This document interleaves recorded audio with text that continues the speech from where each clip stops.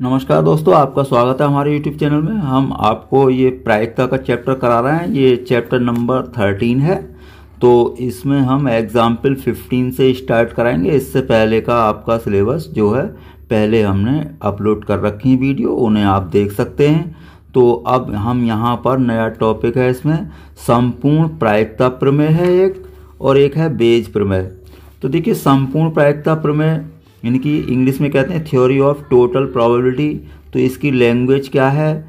माना E1 E2 dash dash En प्रतिदर्श S का एक विभाजन है। मतलब E1 E2 En क्या है? घटनाएं हैं जो S से संबंधित हैं, यानी कि, और प्रत्येक घटना E1 E2 En की प्रायिकता शून्यतर है। शून्यतर का मतलब है शून्य नहीं है, अर्थात शून्य नहीं है। प्रायिकता इनकी किसी की भी शून्य नहीं है। माना A प्रतिदर्श S के संगत कोई मतलब अन्य घटना है जिस पर E1 E2 En का प्रभाव पड़ेगा। तो हमें A के घटने की प्रायिकता निकालनी है। भाई E1 E2 En भी ये सब घटनाएं ही हैं S की, लेकिन हमें एक खास दूसरी घटना है जो A, उसके घटने की प्रायिकता निकालनी है जिस पर कि इन सभी घटनाओं का प्रभाव पड़ता है। तो इसका फॉर्मूला है आपका PA बराबर PE1 into PA upon E1। ये आप समझ गए होंगे। भाई A के घटने की प्रायिकता जबकि E1 घट चुकी है, यानी कि E1 का प्रभाव इस पर पड़ रहा है, या यानी कि प्लस आ गया PE2 PA अपॉन E2। इस तरीके से जितनी घटनाएं होंगी वहां तक ये फॉर्मूला आपका बन जाएगा। 2 घटनाएं हैं तो 2 तक यहाँ पर आ जाएगा, 3 है तो 3 तक चलेगा। तो चलिए, इसी तरीके की लैंग्वेज कुछ बेज प्रमेय की भी है। अब मान लीजिए इन्हें हम और ज़्यादा समझेंगे प्रश्न के हिसाब से। पहले आप ये लैंग्वेज ऐसे पढ़ लें। मैंने यहाँ पर थोड़ा समझाने की कोशिश की है, फिर भी देखते हैं बेज प्रमेय क्या है। E1 E2 En ये भी प्रतिदर्श S की घटनाएं जैसे इसमें थी, ये भी शून्यतर है इनकी प्रायिकता, यानी कि शून्य नहीं है। एक कोई घटना यहाँ पर भी है जिस पर E1 E2 E3 का इनका प्रभाव पड़ता है। अब यहाँ पर हमें क्या करना है? अब किसी विशेष घटना EI, यानी कि EI का मतलब E1 E2 या E3 या En में से किसी एक विशेष घटना की प्रायिकता ज्ञात जब करनी है जबकि A घट चुकी है, यानी कि A का घटने के बाद इनमें से किसी की घटना की प्रायिकता ज्ञात करनी है। वहाँ क्या था? A की ही प्रायिकता ज्ञात करनी थी। यहाँ पर A के घट चुकने के बाद इनमें से किसी एक घटना की प्रायिकता ज्ञात करनी है। ये थोड़ा अंतर है बेज प्रमेय में। मतलब उसमें टोटल प्रायिकता यानी कि संपूर्ण प्रायिकता में केवल A की ही प्रायिकता ज्ञात करनी है जो हमें अलग से घटना दी होगी। इसमें A अलग से घटना तो होगी, लेकिन इन घटनाओं में से ही किसी की प्रायिकता ज्ञात करनी होगी जबकि A घट चुकी है। तो कुछ इस तरीके से लिखेंगे। मान लीजिए EI की प्रायिकता ज्ञात करनी है जबकि A घट चुकी है, तो PEI अपॉन A। आप ये समझ गए प्रतिबंधी प्रायिकता है, यानी कि EI के घटने की प्रायिकता जबकि A घट चुकी है। तो इसका फॉर्मूला ये है। अब देखिए, जो यहाँ पर प्रायिकता ज्ञात करनी होगी वहाँ पर ये ऊपर वही प्रायिकता आएगी, यानी कि PEI into PA upon EI। नीचे सभी आएंगे जैसे संपूर्ण प्रायिकता प्रमेय में था, PE1 PA upon E1 plus PE2 into PA upon E2 plus जितनी घटनाएं होंगी वहाँ तक ये आएगा। लेकिन ऊपर केवल वही आएगा। जैसे मान लो यहाँ हमने लिखा है जैसे PE2 अपॉन A, तो ऊपर PE2 और PA अपॉन E2 आएगा, बाकी नीचे सभी आएंगे। या जैसे PE3 अपॉन A, यानी कि E3 के घटने की प्रायिकता ज्ञात करनी होती जबकि A घट चुकी है, तो ऊपर PE3 और A अपॉन E3 आएगा। अपॉन में पूरा का पूरा आएगा। बाकी हम इसमें प्रश्न के हिसाब से समझ रहे हैं। चलिए देखिए, 15वां एग्जाम्पल हमने लिया है। किसी व्यक्ति ने एक निर्माण कार्य का ठेका लिया है। हड़ताल होने की प्रायिकता दे रखी है। हड़ताल ना होने की प्रायिकता हम ज्ञात कर लेंगे, एक में से घटा देंगे।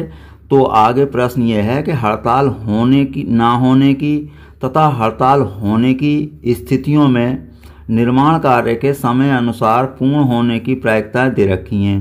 यानी कि हड़ताल ना होने पर कार्य समय पर पूरा हो जाए इसकी प्रायिकता दे रखी है, और हड़ताल होने पर कार्य समय पर पूरा हो जाए इसकी प्रायिकता दे रखी है। निर्माण कार्य के समय अनुसार पूर्ण होने की प्रायिकता ज्ञात करनी है, यानी कि हमें निर्माण कार्य समय पूर्ण होने की प्रायिकता ज्ञात करनी है। अब E1 और E2 दो घटनाएं हो गई हैं हमारे पास, यानी कि हड़ताल होने की प्रायिकता और हड़ताल ना होने की प्रायिकता। तो हमने यहाँ पर कुछ ऐसे मान लिया, माना निर्माण कार्य समय अनुसार पूर्ण होने की घटना तो है A, जो कि हमें ज्ञात करनी है। E1 क्या है, हड़ताल होने की घटना है, और E2 है हड़ताल ना होने की घटना। भाई हमारे पास हड़ताल होने की बात कर रहा है और हड़ताल ना होने की बात कर रहा है। तो हड़ताल ना होना और होना, भाई दोनों एक दूसरे के हो गए। एक की अगर प्रायिकता ज्ञात है तो दूसरी की 1 माइनस कर देंगे। तो हमें यहाँ पर प्रायिकता ज्ञात करनी है, समय पर कार्य पूरा हो जाए, उसे हम मान लेते हैं A, उस घटना को मानते हैं A कि निर्माण कार्य समय अनुसार पूर्ण होने की घटना A है। बाकी ये E1 E2 वो दो घटनाएं होंगी जिनका वो जिक्र करेगा। तो E1 है हड़ताल होने की घटना, E2 है हड़ताल ना होने की घटना। तो इनकी प्रायिकताएं निकालनी मैंने। PE1 मतलब हड़ताल होने की प्रायिकता 0.65 दे रखी है, जो कि ये है।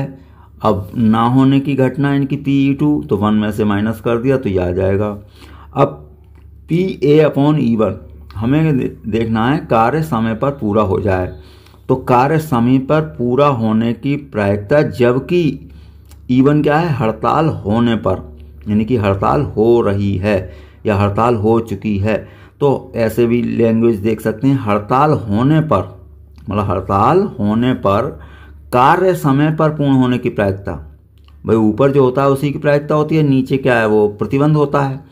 तो कार्य समय पर पूर्ण होने की प्रायिकता, जबकि हड़ताल होने पर।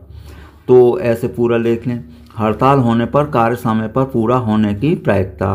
तो ये दे रखी है 0.32। भाई ये हड़ताल होने पर ये है और हड़ताल ना होने पर पहले है। तो PA/E2 ये क्या हुआ है, कार्य समय पर पूर्ण होने की प्रायिकता, जबकि हड़ताल ना हो। तो हड़ताल ना होने पर कार्य समय पूरा होने की प्रायिकता ये है। तो हमने लिख लिया। अब हमें तो निकालनी है कार्य समय पर पूरा हो जाए। भाई आपको क्या निकालना है, कार्य समय पर पूर्ण होने की प्रायिकता। इसमें किसी घटना के साथ इसका मतलब संबंध नहीं दिया गया है कि भाई ये खास विशेष घटना, तो ये प्रायिकता लगेगी संपूर्ण प्रायिकता। तो ऐसे सवालों में संपूर्ण प्रायिकता लगेगी। जब किसी विशेष घटना के साथ जोड़ के देखा जाएगा A को, तब वो वेज प्रमेय लगेगी। अभी एक एग्जाम्पल में आगे कराऊंगा तो उससे समझ में आएगा। तो पहले हम ये फॉर्मूला लिखना है, PA बराबर PE1 into PA/E1 plus PE2 into PA/E2। अब इनके मान रख दिए हमने, जो भी मान है इन्हें आप सॉल्व कर लेंगे तो ये आपका आंसर बन जाएगा। तो अब हम आगे अगला एग्जाम्पल लेते हैं। आपका ये है एग्जाम्पल नंबर 16। तो एग्जाम्पल नंबर 16 क्या है, दो थैले यानी कि फर्स्ट और सेकंड दिए गए हैं। थैले फर्स्ट में 3 लाल और 4 काली गेंदें हैं, जबकि थैला सेकंड में 5 लाल और 6 काली गेंदें हैं। किसी एक थैले में से एक गेंद निकाली गई है जो कि लाल रंग की है। इस बात की क्या प्रायिकता है कि ये थैला सेकंड से निकाली गई है। तो देखिए यहाँ पर हमें लाल होने की प्रायिकता तो निकालनी है, लेकिन उसका संबंध एक खास थैले से जोड़ दिया गया, तो ये बेज प्रमेय बना। यानी कि अगर हमें यहाँ पर देखिए, लाल गेंद तो इससे पहले से भी निकाली जा सकती है, दूसरी से भी निकाली जा सकती है, और अब यहाँ पर कर दिया कि थैला सेकंड से ही होनी चाहिए वो। तो हमें यहाँ पर थैला सेकंड से गेंद निकालने की प्रायिकता, जबकि वह लाल हो। तो यानी कि ये बेज प्रमेय का फॉर्मूला बनेगा। पहले हम E1 और E2 ये मान लेते हैं कि थैला फर्स्ट और सेकंड भी तो लेना है। क्यों भाई, किसी एक थैले से निकाली गई है, अब ये क्या पता किससे। तो हमने थैले का चुनाव कर लिया कि थैला E1 क्या है, E2 क्या है। E1 है थैला पहला लेने की वो घटना, और E2 है सेकंड थैला चुनने की घटना। A है आपकी लाल रंग की गेंद निकालने की घटना। A आपको पता चल गया, A मानते हैं, जो कि हमें प्रायिकता ज्ञात करनी है। भाई क्या प्रायिकता है कि गेंद सेकंड से निकाली गई है, लेकिन कैसी निकाली गई है, लाल। तो लाल गेंद होना क्या है, हमारी A घटना है। अब PE1 यानी कि थैला चुनने की प्रायिकता, थैले कितने 2 हैं। अब भाई 2 तो नीचे ही आएगा और एक थैला लेना है फर्स्ट, तो 1/2। ऐसे ही PE2, 1/2 आएगा, क्योंकि थैला 2 तो सेकंड टाइप के थैले एक ही हैं और टोटल थैले कितने हैं 2। तो 2 में से 1 लेना, 1/2 होती है प्रायिकता। अब ये हमने लिखा PA/E1, मतलब लाल गेंद निकलने की प्रायिकता जबकि वो थैला फर्स्ट से है, तो थैला फर्स्ट में से लाल गेंद निकालने की प्रायिकता। अब देखिए थैला फर्स्ट में लाल गेंदें कितनी हैं आपकी 3 हैं और काली हैं 4, तो 3 और 4 7 तो अपॉन में आएगा, कुल गेंदें हो गई आपकी 7 और हमें निकालनी है लाल, तो 3/7 हो जाएगा, 3/7। अब PA/E2 यानी कि थैला सेकंड में से लाल निकालने की प्रायिकता। अब थैला सेकंड में लाल हैं आपकी 5 और ये 6 काली हैं, तो टोटल तो हो गई 11 अपॉन में आएंगी और 5 ऊपर आएगा क्योंकि 5 लाल हैं, तो 5/11 है। अब हमें निकालनी है कि ये लाल गेंद निकले वो थैला सेकंड से ही हो, तो PE2/A, थैला सेकंड को क्या माना हमने E2, तो PE2/A ऐसे लिखेंगे, थैला सेकंड में से गेंद निकालने की प्रायिकता जबकि वह लाल रंग की है, यानी कि प्रतिबंध लग रहा है। थैला सेकंड में से गेंद निकालने की, देखो ये जो हैं आपके ये मतलब ये लाल रंग की गेंद निकालने की है जबकि थैला सेकंड में से है। यहाँ लैंग्वेज क्या है, थैला सेकंड में से गेंद निकालने की प्रायिकता जबकि वह लाल है, तो यहाँ पर आपको E2/A लिखना पड़ेगा। तो फॉर्मूला आपको वही रहेगा क्या, वेज प्रमेय का, यानी कि जो E2 है तो वो ऊपर आएगा PE2 × PA/E2 अपॉन में PE1 × PA/E1 plus PE2 × PA/E2 आएगा। इनके मान रख देंगे हम जो भी हैं, 1/2 5/11, 1/2 ये 3/7 है प्लस।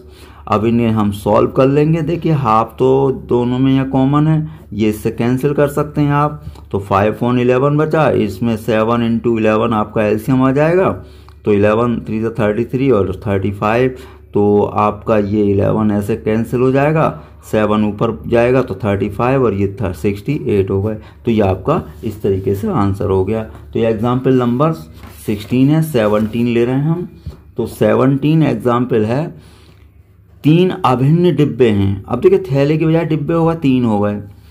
अब देखिए 3 थैले हैं, 3 डिब्बे हैं, तो उनकी प्रायिकता क्या होगी सेलेक्ट करने की, 1/3 होगी क्योंकि कुल थैले 3 हैं। अब जहाँ प्रत्येक में 2 सिक्के हैं, मतलब ये डिब्बे हैं, इनमें सिक्के रखे हैं 2-2।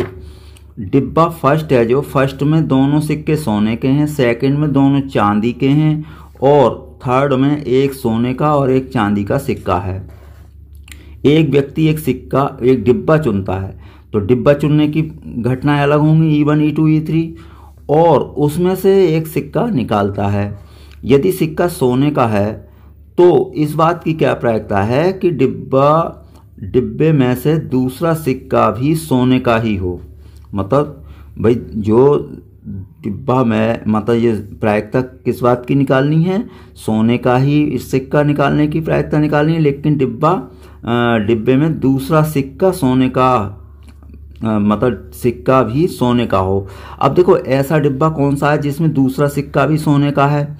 यहाँ पर प्रत्येक में 2 सिक्के हैं, डिब्बा फर्स्ट में दोनों सोने के हैं, तो हमसे ये क्या कहना चाह रहा है, यानी कि ये पहले डिब्बे से ही खास तौर से उसका रिलेशन है, यानी कि सोने का सिक्का होने की प्रायिकता तो ज्ञात करनी है लेकिन वो डिब्बा फर्स्ट से ही हो। तो यहाँ पर हमारा ये बेस प्रमेय लगेगा। पहले यहाँ थोड़ा और समझ लें, ये क्या है, निकाला गया सिक्का सोने का होने की घटना। E1 E2 E3 डिब्बा फर्स्ट सेकंड थर्ड चुनने की घटना। तो PE1 क्या हो जाएगा, 3 थैले हैं तो बटे में तो 3 आएगा, तो 1/3, PE2 1/3, PE3 1/3। PA/E1 यानी कि फर्स्ट डिब्बे से सोने का सिक्का निकालने की प्रायिकता। अब फर्स्ट डिब्बे से सोने का सिक्का निकालने की प्रायिकता, उसमें सोने के डिब्बे कितने हैं, 2।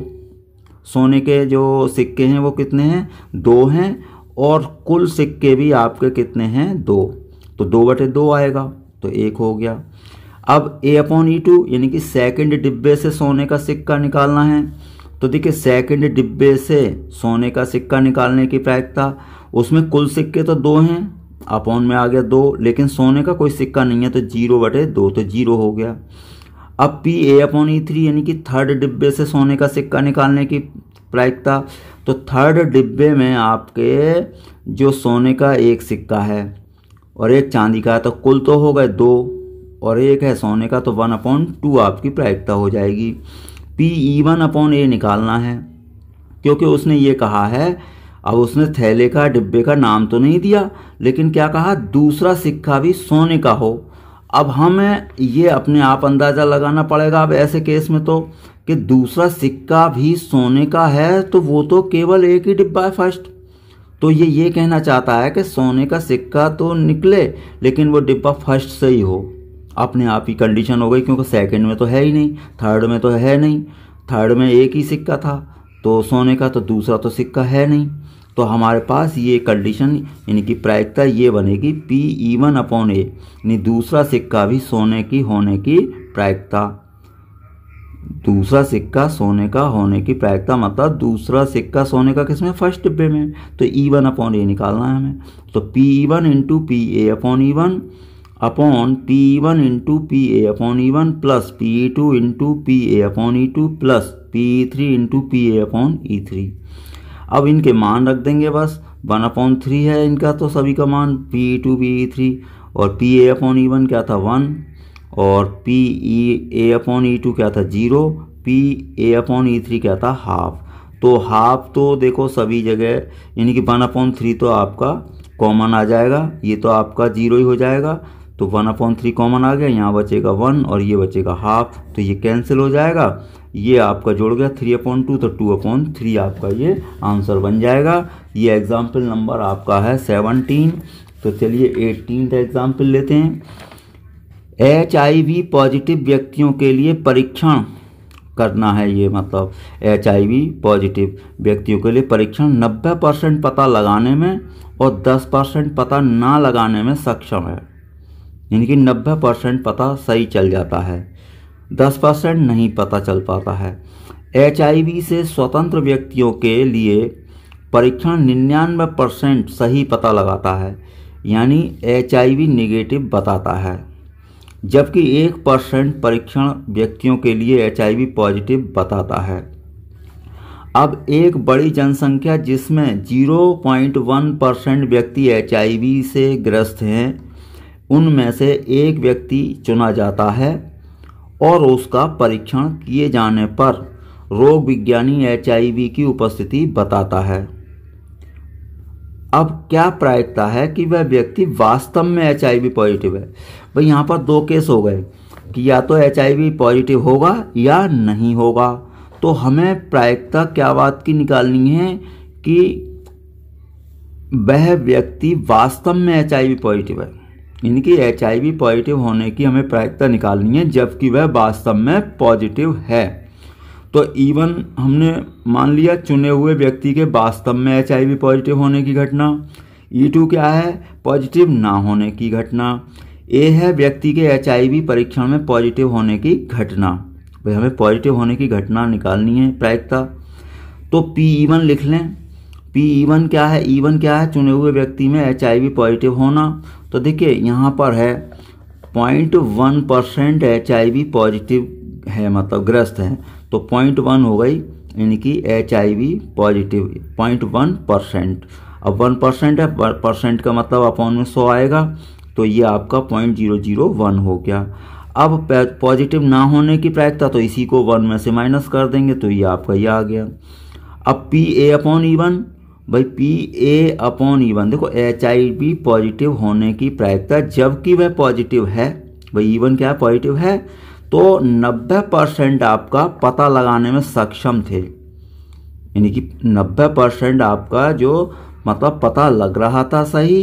तो हमें पता जब सही लग रहा है तो ये आपके 90% आपका ये आ जाएगा A/E1, यानी कि 90% आपका, यानी कि ये क्या है, HIV पीड़ित हैं या HIV पॉजिटिव हैं जबकि चुने हुए व्यक्ति पॉजिटिव हो।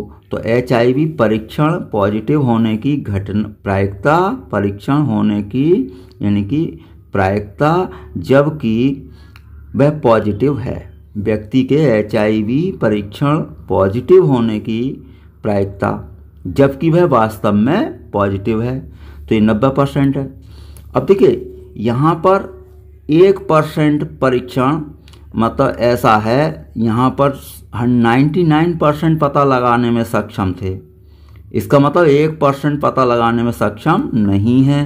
तो ये आपका हो गया PA/E2, यानी कि व्यक्ति के HIV परीक्षण पॉजिटिव होने की प्रायिकता जबकि वह पॉजिटिव नहीं है, क्योंकि 99% आपका परीक्षण सफल है तो 1% आपका असफल है। तो हमारा जो E2 है वो क्या है, HIV पॉजिटिव ना होने की प्रायिकता है। हम चाहते थे व्यक्ति के HIV परीक्षण पॉजिटिव होने की प्रायिकता जबकि वह पॉजिटिव ना हो, तो 1% यानी कि 1/100। हमें कैलकुलेट करना है PE1/A, मतलब HIV पॉजिटिव होने की प्रायिकता जबकि वह वास्तव में पॉजिटिव है। भाई आपको कंडीशन क्या है, वह वास्तव में पॉजिटिव है और पॉजिटिव होने की प्रायिकता आपको ज्ञात करनी है। भाई ये है प्रायिकता है, क्या यहाँ लिखा है, क्या प्रायिकता है कि वह व्यक्ति वास्तव में पॉजिटिव है। तो हमने यहाँ पर लैंग्वेज लिखी कि ये HIV पॉजिटिव यानी कि E1 का मतलब HIV पॉजिटिव होने की प्रायिकता जबकि ए क्या है, वास्तव में पॉजिटिव, तो वास्तव में पॉजिटिव है। तो आपका PE1 और A/E1 ऊपर आएगा, बाकी दोनों नीचे आएंगे। PE1 into PA/E1 plus PE2 into PA/E2। तो इनके मान रख देंगे आप। अब जो भी आएगा इसे हल हो जाएगा, तो ये आपका आंसर हो जाएगा लगभग 0.083। 19th क्वेश्चन है, एक बोल्ट बनाने के कारखाने में मशीन ABC कुल उत्पादन का क्रमशः 25%, 35% और 40% बोल्ट बनाती हैं। तो एक तरह से ये मतलब बोल्ट बनाने की क्या है, घटनाएं मान लेंगे हम, E1, E2, E3 या ABC ही मान सकते हैं। तो E1, E2, E3 3 घटनाएं हो गई बोल्ट बनाने की। लेकिन इसमें आगे है, इन मशीनों के उत्पादन का क्रमशः 5, 4 और 2% भाग खराब है।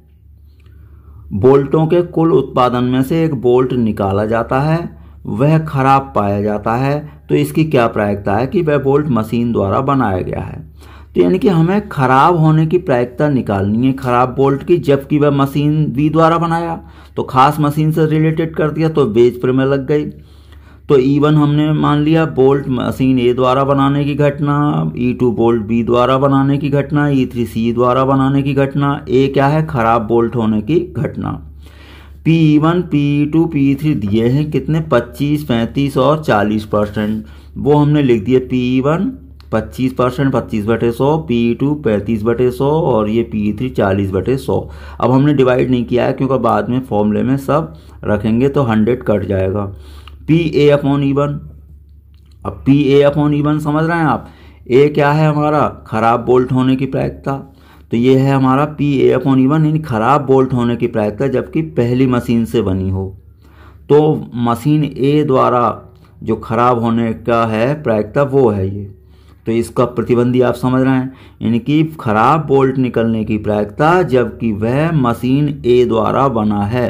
तो मशीन A द्वारा जो बना है, A का उत्पादन है उसमें 5% खराब है, तो ये आपका 5% हो गया। अब PA/E2 यानी खराब बोल्ट होने की प्रायिकता जबकि मशीन B द्वारा बना है, तो B में क्या है, 4% है आपका। मशीन C द्वारा बना है A/E3, तो उसमें है 2% भाग है आपका 2, तो ये आपका हो गया 2/100। अब हमें क्या निकालना है, खराब बोल्ट की प्रायिकता तो निकालनी है लेकिन वो मशीन B द्वारा बना हो, तो यानी कि B क्या है, मशीन E2, तो E2/A बनेगा हमारा प्रायिकता। क्या, PE2/A का मतलब होगा मशीन B द्वारा बोल्ट उत्पादन की प्रायिकता जबकि वह खराब है, मतलब मशीन B द्वारा बनना चाहिए बोल्ट और वो खराब है। तो अब E2/A आएगा, तो E2 और ये ऊपर आएंगे, बाकी तीनों नीचे आएंगे। तो PE2 इंटू PA/E2 अपॉन में PE1 PA/E1 plus PE2 into PA/E2 और PE3 इंटू PA/E3 सभी के मान रख देंगे।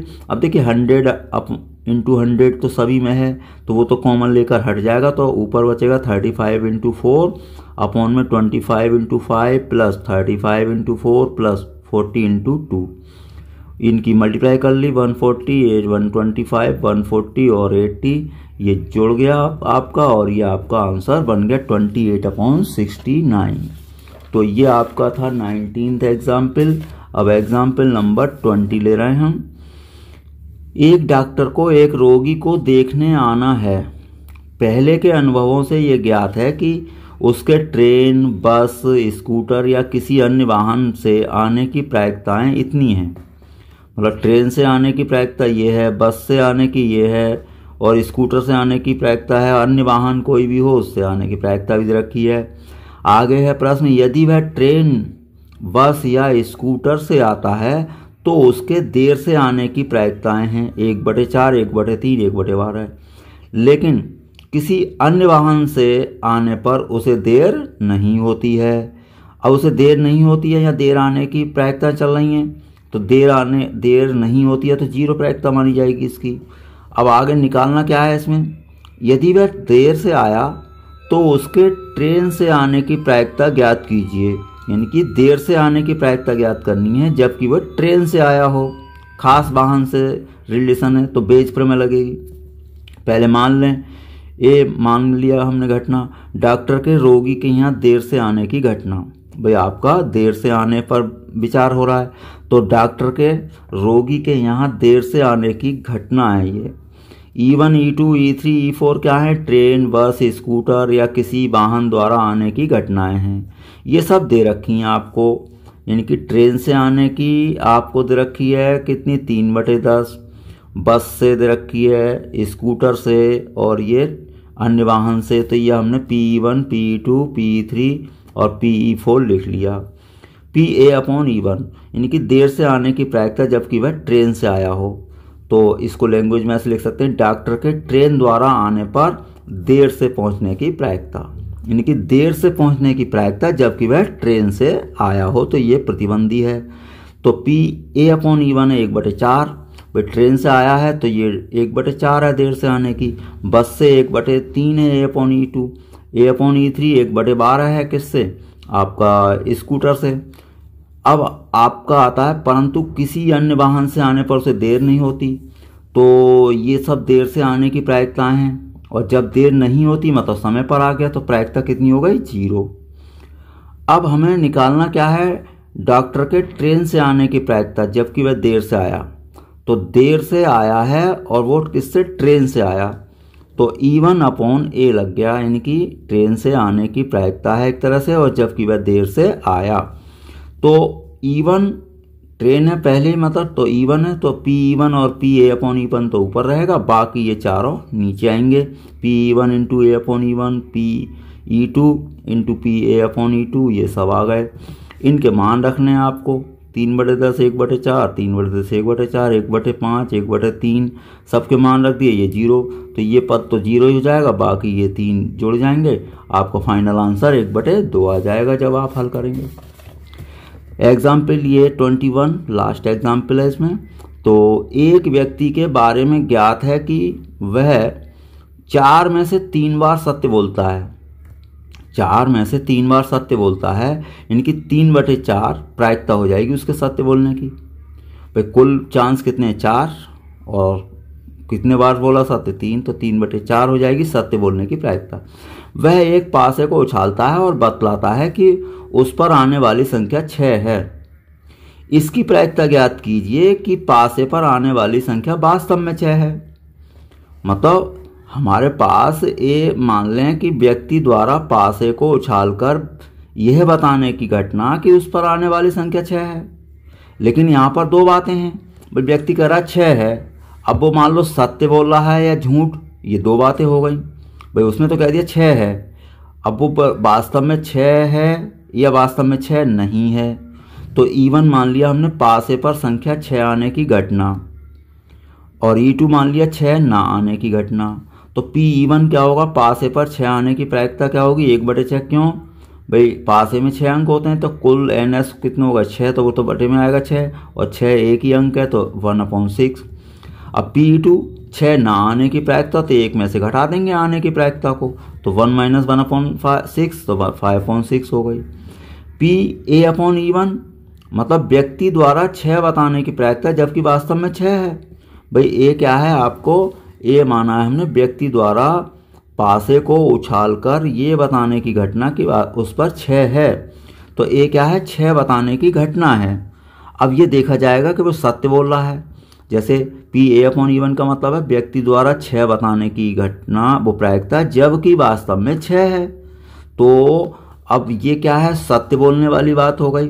तो अब वो क्या है, सत्य बोलेगा, तो सत्य बोलने पर यानी कि इसको लैंग्वेज को ऐसे समझ लें, व्यक्ति द्वारा सत्य बोलने की प्रायिकता। अब सत्य बोलने की प्रायिकता कितनी है, 4 में से 3, तो 3/4 हो गई, तो 3/4 हो गई आपकी ये।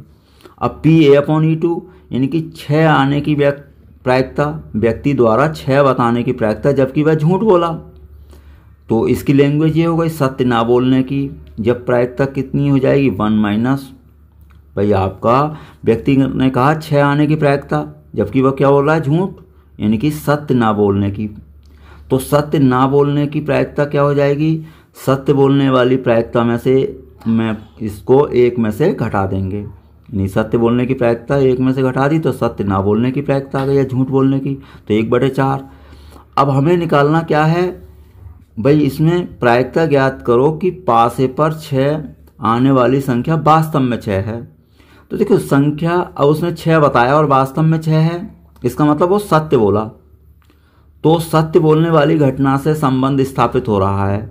तो सत्य बोलने वाली घटना क्या है, E1, तो हमें यानी कि संबंध एक खास घटना से स्थापित है, तो आपका बेस रूल लगेगा।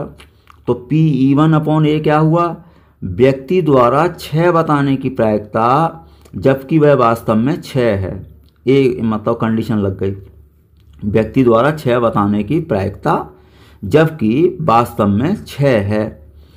अब E1 और ये ऊपर आएंगे, P E1 into P A upon E1, बाकी P E1 P A upon E1 plus P E2 और ए अपॉन E2 नीचे आएंगे, तो इनके मान रख दिया हमने।